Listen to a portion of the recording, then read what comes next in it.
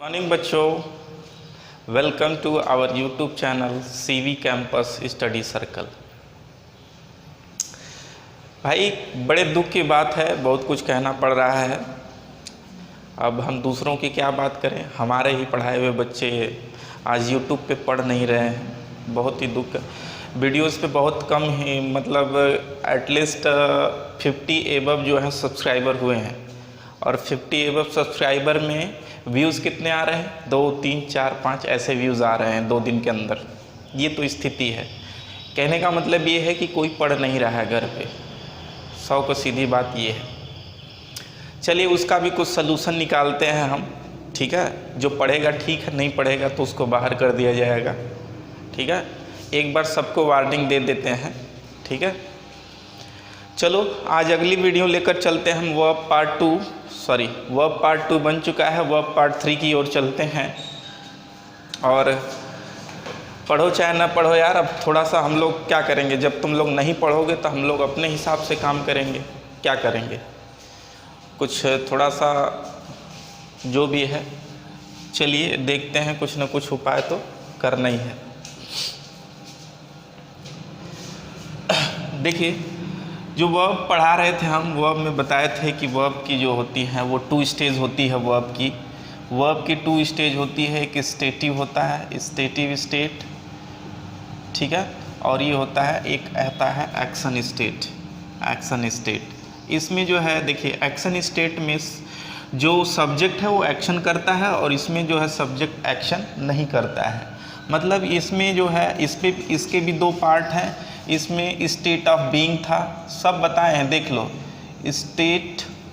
State of being था, और इसमें एक दूसरा था वो स्टेट ऑफ पोजीशन था, ठीक है। यहाँ पे हमने 2 कैटेगरी में डिवाइड किया था वर्ब को। वर्ब में जो है देखिए, वर्ब 2 टाइप से कैटेगराइज किया गया था। जो 2 मेन मोटिव है वो दिखता है। वर्ब को 2 स्टेट में मतलब अवस्थाएं, वर्ब की 2 अवस्था होती हैं। एक स्टेटिव मतलब स्थिर अवस्था, और एक होता है कार्य करने की अवस्था। एक्शन मतलब काम की अवस्था, जिसमें सब्जेक्ट काम करता है, और इसमें जो है सब्जेक्ट काम नहीं करता है।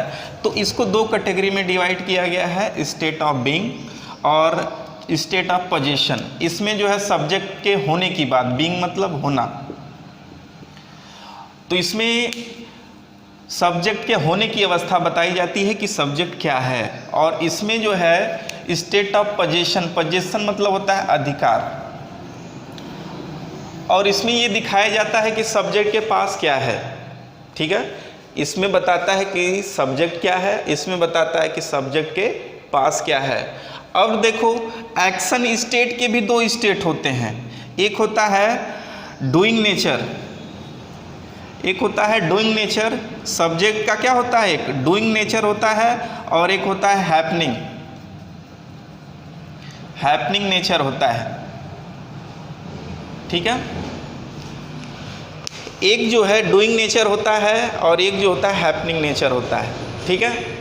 जो अभी आपको हम पढ़ाए थे ट्रांजिटिव और अनट्रांजिटिव, वो जो है यही एक्शन स्टेट में आते हैं। ट्रांजिटिव और इनट्रांजिटिव दोनों वर्ब जो है किस स्टेट में आते हैं, एक्शन स्टेट में।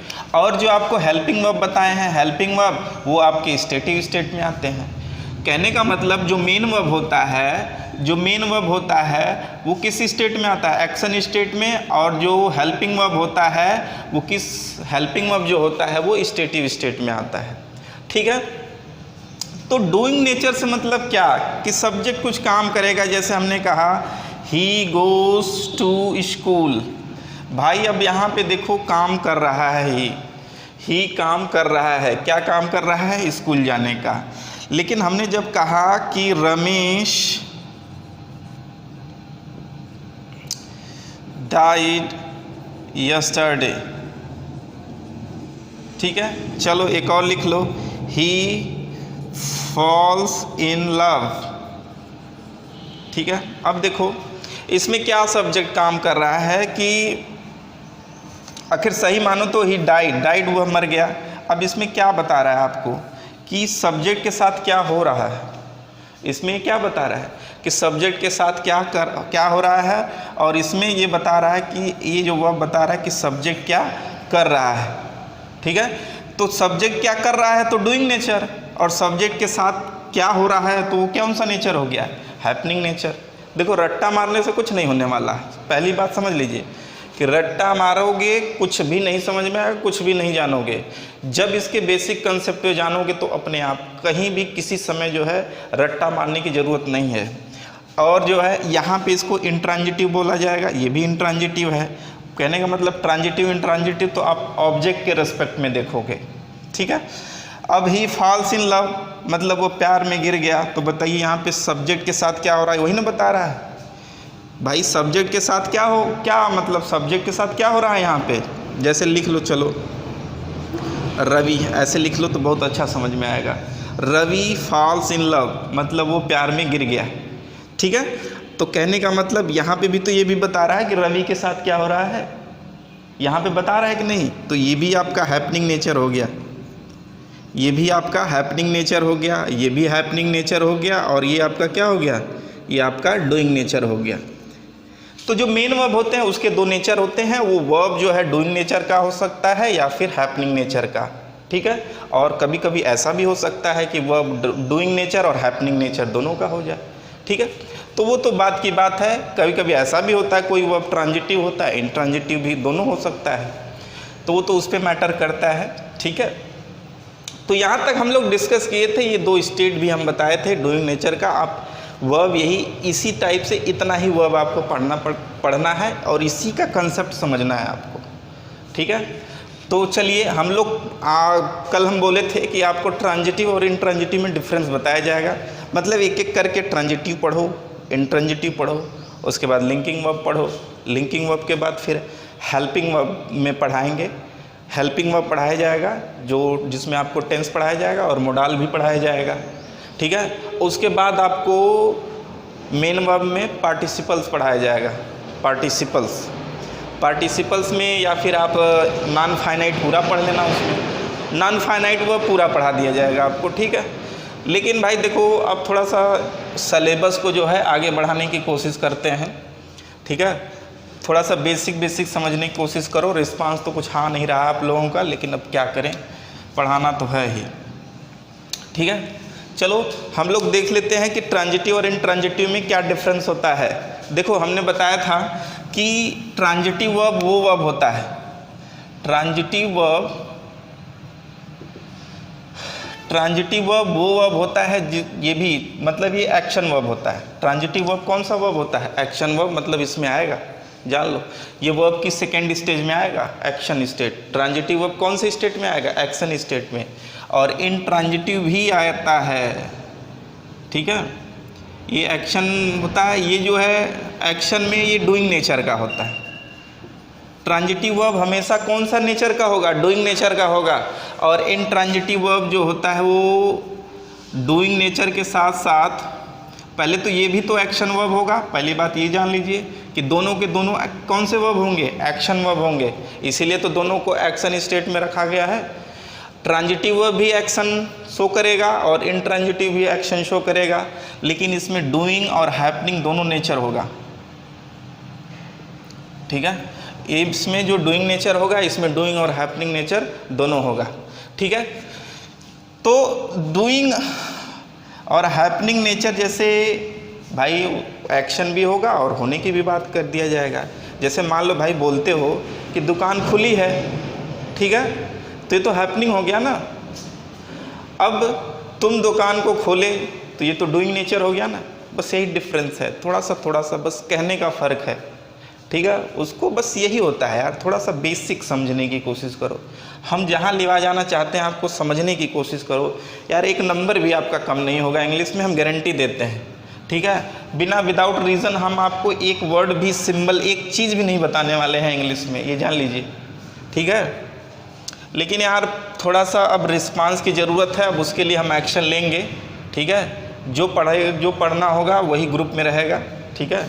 बाकी तो तुम YouTube पे जो करना है करना, उस सब बात की बात है। बाकी ग्रुप में उसी को रखेंगे जो पढ़ना चाहेगा, या जो पढ़ रहा है घर पे उसी को ही रखा जाएगा। जिसको नहीं पढ़ना है वो न पढ़े, ठीक है। तो अब देखो ट्रांजिटिव वर्ब कैसा वर्ब होता है? ट्रांजिटिव वर्ब में पहला देख लीजिए एक्शन वर्ब होता है, ये भी एक्शन वर्ब होता है। ट्रांजिटिव वर्ब में वर्ब हमेशा डूइंग नेचर का होता है और इंट्रांजिटिव वर्ब हमेशा क्या होता है? डूइंग और हैपनिंग दोनों नेचर का होता है।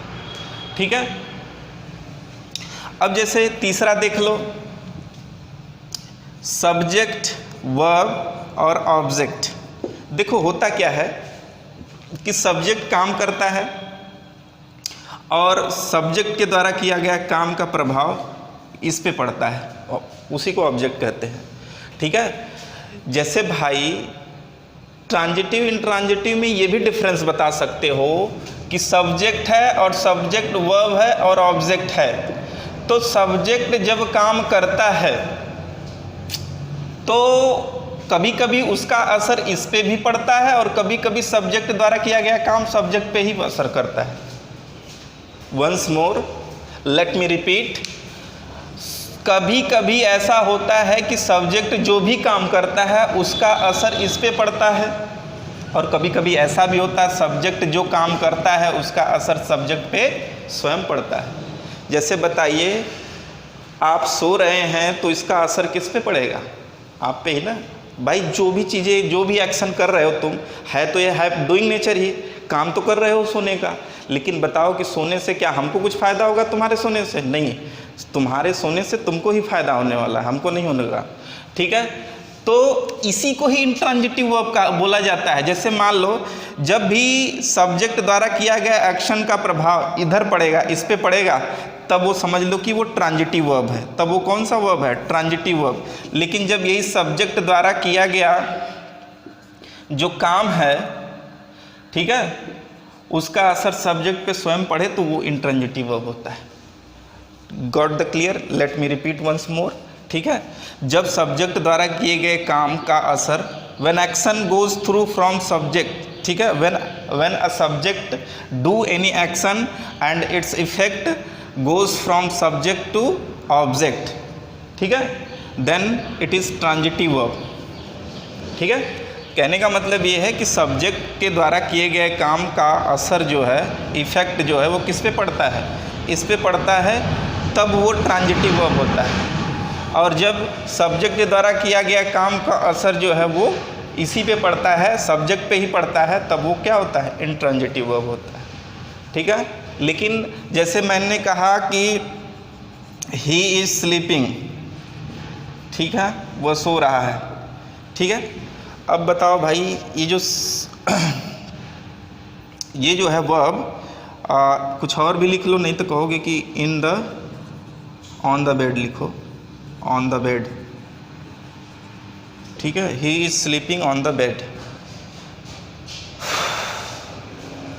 अब देखो यहाँ पे ही इज़ स्लीपिंग, तो स्लीपिंग से क्या लग रहा है कि जब ही स्लीप कर रहा है तो इसका असर तो ही पे ही पड़ेगा, इस वजह से। पर फिलहाल तो ये तो एक्शन वर्ब है और एक्शन वर्ब में भी डूइंग नेचर है। भाई सब्जेक्ट तो काम तो कर रहा है ना, एक्शन वर्ब है और उसमें भी डूइंग नेचर है, ये हैपनिंग नेचर नहीं है। तो ये आपको समझना है, रट्टा मारने से थोड़ा कुछ होगा। आप इसको समझिए कि इसको तुरंत ऑब्जेक्ट के थ्रू या फिर जिसके भी थ्रू आप इसका मीनिंग समझिए, जानिए कि ये हैपनिंग नेचर है कि डूइंग नेचर है, ट्रांजिटिव है कि इनट्रांजिटिव है। एक एक चीज़ हम आपको बता रहे हैं, समझ लीजिए। इंग्लिश में यही होता है, जब पकड़ोगे ऐसे ऐसे तब जाके आपका बेसिक, बड़े बड़े चीज़ें आप तोड़ दोगे, बड़े बड़े पत्थर इंग्लिश के टूट जाएंगे। ये तो बहुत छोटी बात है, छोटी छोटी चीज़ें समझना बहुत ज़रूरी है। ठीक है, तो भाई ये चीज़ आप ध्यान दीजिए कि हमने बताया था कि ट्रांजिटिव वर्ब में कि इसमें जो है स्लीपिंग जो है आपके सोने से दूसरे को कोई प्रभाव नहीं पड़ेगा, आपके सोने से आपको ही प्रभाव पड़ेगा। इस वजह से आप कहेंगे कि ये सब्जेक्ट जो द्वारा किया गया काम का असर जो है सब्जेक्ट पे ही पड़ रहा है, तब वो इंट्रांजिटिव वर्ब है। लेकिन जब सब्जेक्ट द्वारा, जैसे हमने कहा he killed the tiger, he killed the tiger, भाई उसने हत्या कर दिया। किल्ड किया मतलब मार दिया। ठीक है, एक देखो एक वर्ब ये भी होता है स्ले। स्ले मतलब होता है ये चाकू छुरा से मारना, और किल्ड मतलब गोली वोली से मारना, हत्या करना, शूट करना। ठीक है, तो कहने का मतलब ये है कि इसमें किल मतलब हत्या किया भाई, किसका किया? टाइगर का। तो इसने जो एक्शन किया उसका असर किस पे पड़ा भाई? देख लो, ही ने, जैसे छोड़ो सब्जेक्ट को बदल देते हैं, लिखो Ravi killed the tiger, Ravi killed the tiger. अब देखो जो रवि जो एक्शन कर रहा है, रवि जो एक्शन कर रहा है, क्या का एक्शन कर रहा है? किल्ड, मारने का। किस पे असर पड़ रहा है? टाइगर पे। यही चीज़ है। तब कहने का मतलब भाई सब्जेक्ट द्वारा किए गए एक्शन का प्रभाव किस पे पड़ा? ये बेचारे डेड हो गए, असर पड़ा कि नहीं? वही चीज़। तो इनका असर, अब भाई इस बताओ, ऐसा तो नहीं ना कि किल्ड का असर रवि पे पड़ा? नहीं, बिल्कुल नहीं। ठीक है, किल्ड किया तो इसका असर किस पे पड़ा? टाइगर पे। तो इस वजह से ये ऑब्जेक्ट हुआ और ये आपका ट्रांजिटिव वर्ब हुआ। ठीक है, तो ये बेसिक फंडा समझने की कोशिश करिए। ठीक है, अब जो अच्छा लगे आप नोट डाउन करिए। ठीक है, थोड़ा सा बेसिक हम साफ साफ आपको ट्रांजिटिव इंट्रांजिटिव में इसको मिटा के साफ साफ ट्रांजिटिव इंट्रांजिटिव में डिफरेंस बता देते हैं, आप उसको नोट डाउन करना। पहले इसको जो लग रहा है थोड़ा सा कि आपको अच्छा है, नोट करने लायक है, आप नोट कर सकते हैं। ठीक है, ट्रांजिटिव इंट्रांजिटिव में पहला नंबर हमने बताया था कि ये एक्शन वर्ब है, ये एक्शन वर्ब है, ये भी क्या है? एक्शन वर्ब है, ये भी एक्शन वर्ब है। दूसरा हमने बताया था कि ये जो है डूइंग नेचर का होता है, ये जो है ट्रांजिटिव वर्ब कौन से नेचर का होता है? डूइंग नेचर का। और इंट्रांजिटिव वर्ब ये डूइंग और हैपनिंग दोनों नेचर का होता है। ठीक है, तीसरा वर्ब की ऑब्जेक्ट का डिफिनीशन क्या है? देखो, where an action goes through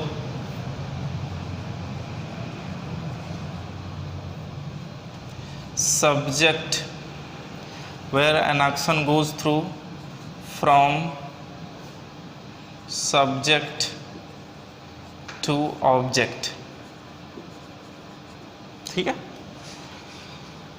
कहने का मतलब जब जो है एक्शन का प्रभाव सब्जेक्ट से ऑब्जेक्ट की, सब्जेक्ट के द्वारा किए गए काम का प्रभाव जब ऑब्जेक्ट पे पड़ता है तब वो कौन सा वर्ब होता है? ट्रांजिटिव। सब्जेक्ट जो काम करता है उसका असर किस पे पड़ता है?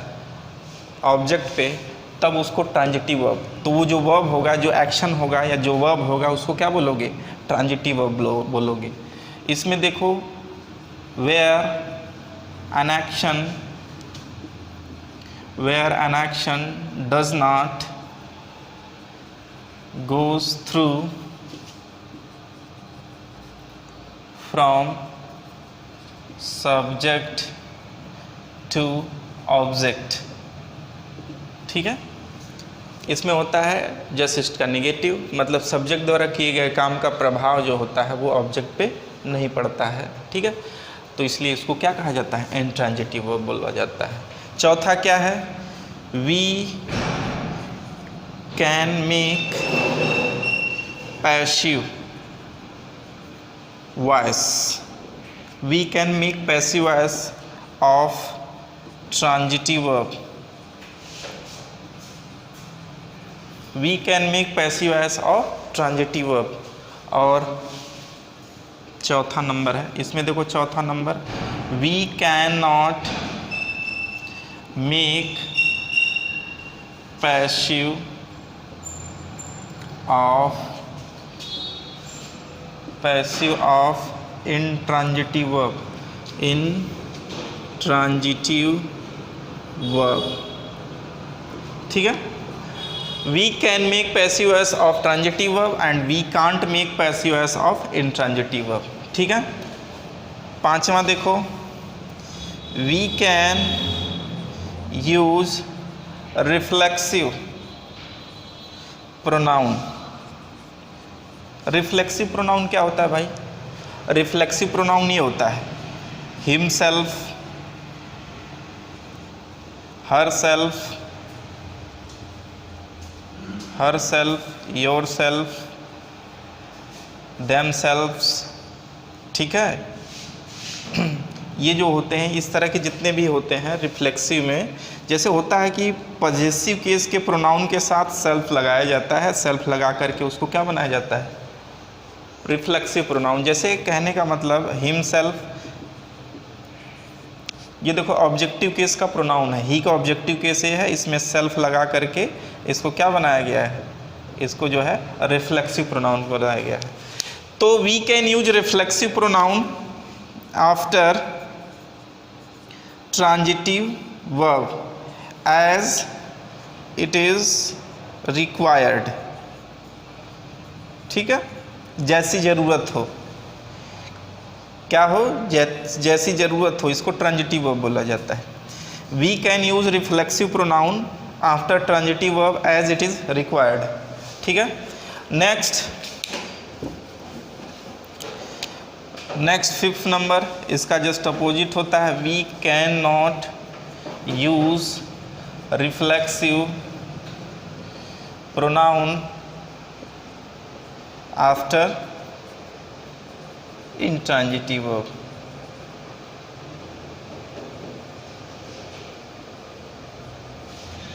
ठीक है, we can not use reflexive pronoun after intransitive verb. ठीक है, तो ये आपका चीज़ है, इतना हमने आपको बता दिया। ठीक है, अब थोड़ा सा इसको बेहतर तरीके से समझो, इसको अच्छे से समझने की कोशिश करिए। ट्रांजिटिव इंट्रांजिटिव वर्ब में यही डिफरेंस था, यही था। कल हम कुछ एग्जाम्पल भी दे देंगे और कुछ थोड़ा सा ट्रांजिटिव वर्ब के बारे में एक पॉइंट और छूटा है तो उसको बता भी देंगे। तो भाई देखो, थोड़ा सा पढ़ने की कोशिश करिए आप लोग। ठीक है, बहुत मेहनत से यार वीडियो बना के भेजा जा रहा है आप लोगों को, थोड़ा सा यार हम लोगों को भी लाज रख लो। ठीक है, चलिए अगला वीडियो जो है कल बनेगा। Thanks for watching.